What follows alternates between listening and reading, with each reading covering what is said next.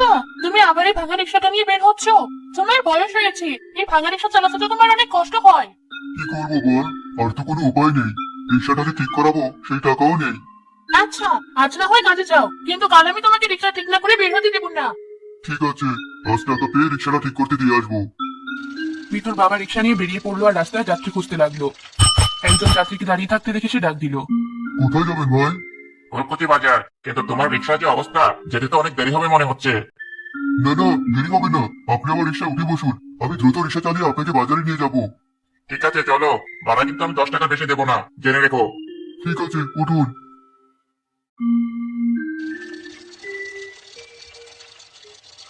তাড়াতাড়ি চালাও রিক্সা, দেরি হয়ে যাচ্ছে তো। জি, চালাচ্ছি।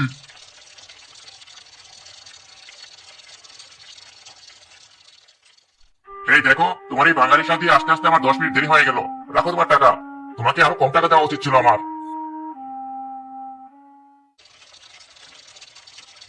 আশেপাশে তো কোনো যাত্রী দেখছি না, রাস্তাটাও ফাঁকা।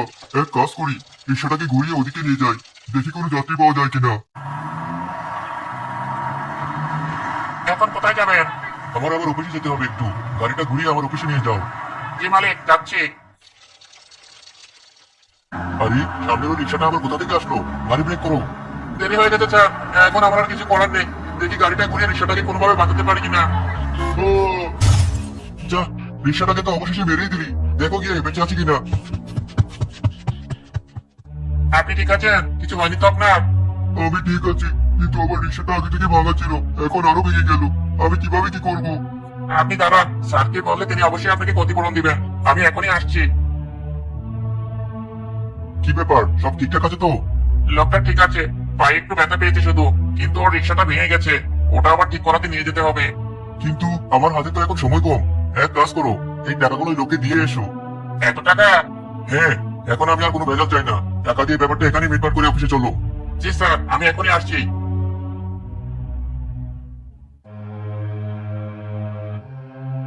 এই যে শুনছেন, জি বলুন।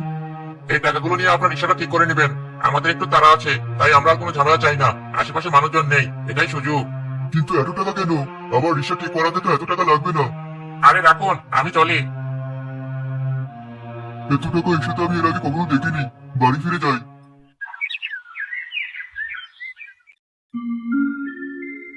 এত টাকা কোথায় পেলি? আর আমাদের রিক্সাটা কোথায়?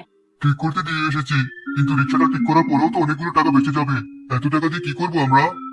তুমি আবার ওই ভাঙা রিক্সা ঠিক করতে দিয়ে এসেছো কেন? এই টাকা দিয়ে তো আর একটা নতুন রিক্সা কিনতে পারতে। হ্যাঁ, তাই তো। এই বুদ্ধিটা আগে আমার মাথায় আসলো না।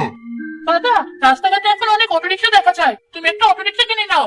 হ্যাঁ, অটো রিক্সা কিনলেই তো ভালো হয়, শুনেছি ভালো টাকাও পাওয়া যায়। অটো রিক্সা কিনতে পারলে বেশি টাকা পাওয়া যাবে, তখন আর অভাব থাকবে না আমাদের।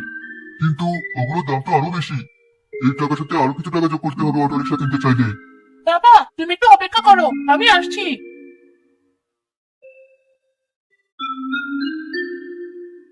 এ কি মিতু, তোর সবগুলো মাটির ব্যাংকে নিয়ে আসলি কেন? আমি অনেকদিন ধরে টাকা জমাচ্ছি ব্যাংকগুলোতে, এতদিন ভালো পরিমাণে টাকা জমার কথা। বাবা, তুমি ব্যাংকগুলো ভেঙে দেখো কত টাকা হয়। কিন্তু মিতু, তোর এত কষ্টের জমানো টাকা। অসুবিধা নেই, তুমি অটো রিক্সা কেনার পর আমাকে বেশি বেশি করে টাকা দিও, তাহলে অল্প দিনের মধ্যে এর চেয়ে বেশি টাকা জমিয়ে ফেলতে পারবো। ঠিক আছে মা। কত টাকা হলো? এই টাকা দিয়ে কি অটো রিক্সা হবে? অবশ্যই হবে। দুদিনের ভেতর বাড়িতে নতুন অটো রিক্সা আনবো আমি। সত্যি? হ্যাঁ, এখন যা, তুই মন দিয়ে পড়তে বস। আচ্ছা। সত্যি কি এই টাকা দিয়ে অটো রিক্সা আসবে? কিছু টাকা কম পড়েছে, কিন্তু তুমি চিন্তা করো না, আমি ধার নিয়ে কিছুদিন পর শোধ করে দেবো ওই টাকা। ঠিক আছে, তুমি যা ভালো বোঝো। মিতুর বাবা পরের দিন একটা অটো রিক্সা কিনে নিয়ে আসলো। কিছুদিন মিতুকে নিয়ে অটো রিক্সা চালানো শেখার পর সে রাস্তায় নামলো। আরে মিতুর বাবা, তাই নতুন অটো রিক্সা কবে কিনলে? আগে তো দেখিনি। এই তো বেশি দিন না, মাত্র কিছুদিন হলো কিনেছি। আজই প্রথম বের হলাম রাস্তায়। ও, তাহলে আমাকেই তোমার অটো রিক্সা নিয়ে যাও প্রথম যাত্রী হিসেবে। জি, উঠুন।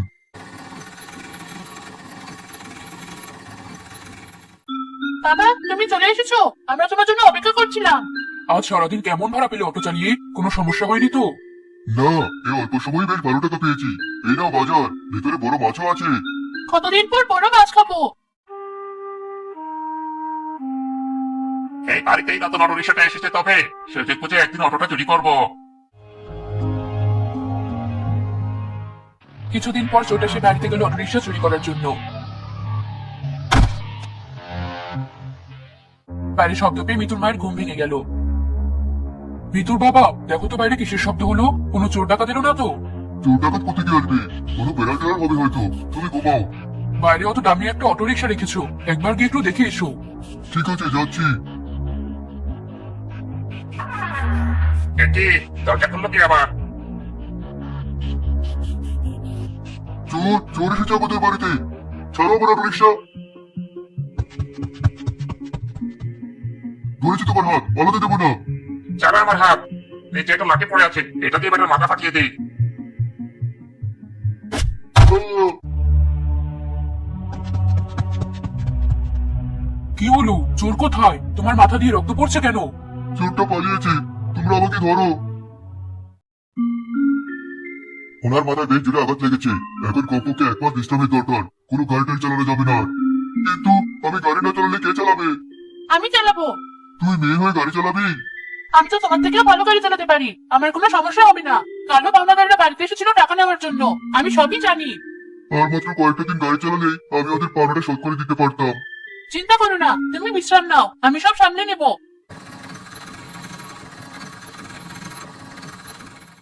আরে তো তুমি অটো রিক্সা নিয়ে বেরিয়ে পড়লে?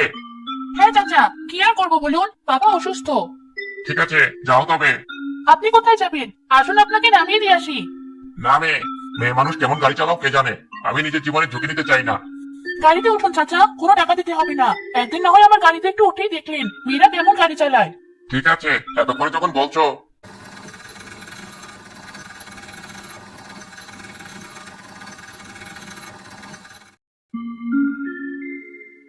কেমন লাগলো আমার গাড়িতে উঠে চাচা? অনেক ভালো, তুমি তো তোমার বাবার থেকেও ভালো গাড়ি চালাও। ধন্যবাদ চাচা, আজ তাহলে আসি। মিতু অটো রিক্সা দিয়ে বিভিন্ন যাত্রীদেরকে এক জায়গা থেকে অন্য জায়গায় নিয়ে গেল। হঠাৎ তার গাড়ির সামনে একটা বিড়াল ছানা এসে পড়লো। আরেকটু হলে তো বিড়ালটা মারা পড়তো। গাড়িটা সরাতে গিয়ে যে অন্য গাড়ির সাথে ধাক্কা লাগেনি, তাই আমার ভাগ্য। মিনি, তুই রাস্তায় কিভাবে এলি? তুমি আমার বিড়ালটাকে মারোনি, তোমাকে অনেক ধন্যবাদ।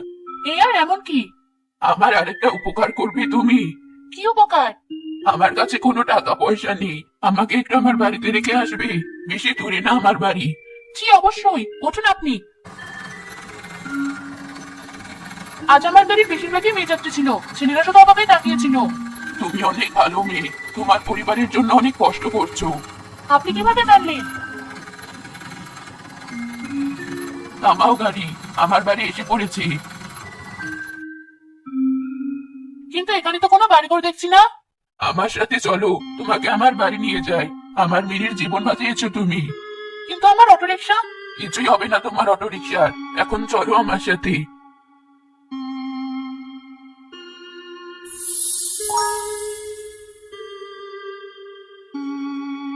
এই বাড়িটা আবার এখানে কিভাবে এলো? এর আগে তো কোনো বাড়ি দেখলাম না। ভেতরে এসে বসো, আমি এখনই আসছি।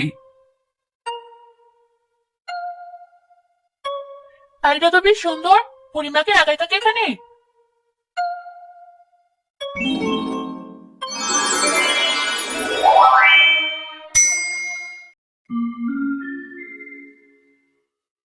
আমার কথা মনে পড়েছে মিতু? আরে তুমি তুমি না সেই মেয়ে যাকে আমি একদিন দুষ্ট ছেলে মেয়েদের হাত থেকে বাঁচিয়েছিলাম? হ্যাঁ, তুমি সেদিন না থাকলে ছেলেমেয়েগুলো আমার জাদুর লাঠি সহ বাকি জিনিসগুলো কেড়ে নিত। সেদিনের ঘটনার পর আমি অনেক কষ্টে তোমার বাড়ির ঠিকানা খুঁজে বের করি। এরপর যতবারই তুমি ও তোমার পরিবার বিপদে পড়তে গিয়েছিলে, ততবারই আমি তোমাদের সাহায্য করেছি। যেমন চোর আসার আগে শব্দটা আমি করেছিলাম।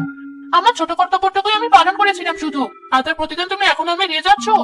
হ্যাঁ, তোমার ওটুকু উপকারে আমি সারা জীবন শোধ করতে পারবো না। এখন শুনলাম তোমার টাকার প্রয়োজন, তাই তোমার জন্য একটা ব্যবস্থা করেছি আমি। আমার সাথে বাইরে গেলে দেখতে পাবে। কি আমার অটো রিক্সা এমন হলো কিভাবে? দেখে মনে হচ্ছে পুরোটাই সোনা দিয়ে বানানো। সত্যিই তাই। আরে পুরো অটোটাই শুধু তোমার জন্য। না, আমি এত দামি উপহার নিতে পারবো না। না নিলে আমি অনেক রাগ করবো। আচ্ছা, আমাকে ওই সোনার অটো রিক্সার আয়নাটা ভেঙে দাও শুধু, ওটুকু দিয়ে আমার কাজ চলে যাবে। ঠিক আছে, এই নাও। সোনার অটো রিক্সার মতো দামি জিনিস কোনোদিন চোখে দেখতে পারবো ভাবতে পারিনি। তোমাকে অনেক ধন্যবাদ সবসময় বিপদে আমার পাশে থাকার জন্য। আমি তাহলে আসি। ঠিক আছে, আবার দেখা হবে। মিতু অটো রিক্সা সোনার আয়নাটা বিক্রি করে টাকা শোধ করে তার বাবাকে নতুন আর একটা অটো রিক্সা কিনে দিল।